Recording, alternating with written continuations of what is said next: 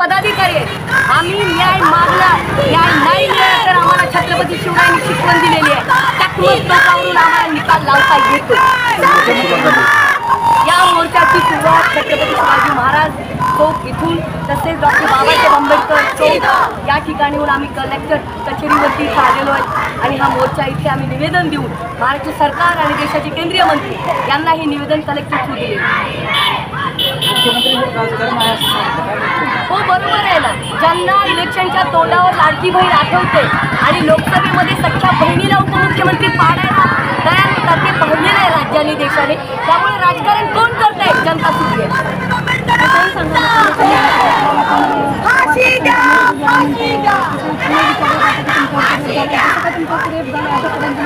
अतिशय नीच मानसिकता म्हात्रे नावाचे नगराध्यक्ष शिंदे गटाचे त्या नराधमाचा सुद्धा मी निषेध करते। एक पत्रकार चौथा स्तंभ या देशाचा जर विचारतो तुम्हाला काय वाटतं तो तुम्ही असं बोलता, तुमच्यावर बलात्कार झाल्यासारखं तुम्ही ओरडता, त्या माणसाचा निषेध करते। आणि शिंदे साहेबांना जर खरंच महाराष्ट्र धर्म आठवत असेल त्या माणसाला निलंबित करून त्याच्यावरती IPCचे कलम लावून जेलमध्ये म्हात्रेंना टाकलं पाहिजे या मताची मी आहे। ज्या छत्रपतींचा हा महाराष्ट्र आहे त्या महाराष्ट्रात स्त्री माती समान देवी समान पूजली जात होती। आज त्याच महाराष्ट्रात त्या सरकारच्या काळात आज लहान लहान लेकरं सुद्धा सुटत नाहीत, ही वस्तुस्थिती आहे। आणि अशा ह्या नराधमाला शिक्षा म्हणजे फाशीच झाली पाहिजे ही शिवसेना महिला आघाडीच्या वतीने मी मागणी करते।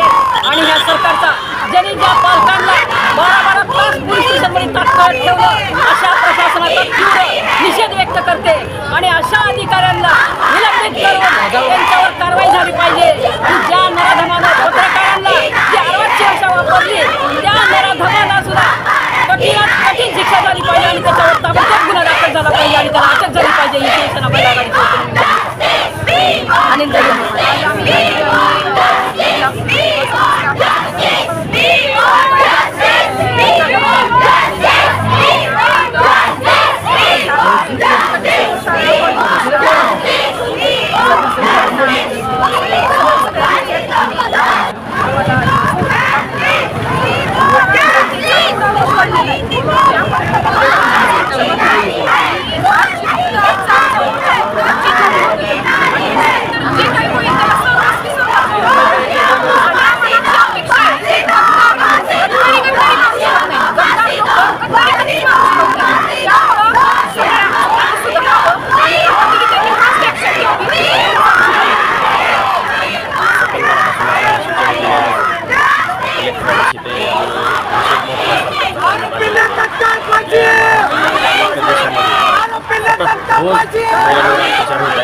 सरकार कुठलेही गांभीर्याने दखल घेत नाही, त्यासाठी आज आम्ही पावली मोर्चा आज काढलेला आहे। त्याच्यानंतर आम्ही संविधानाचा न विचार करता तो आमच्या हक्कात येईल त्या हिशोबाने आम्ही त्यांचा समाचार घेऊ।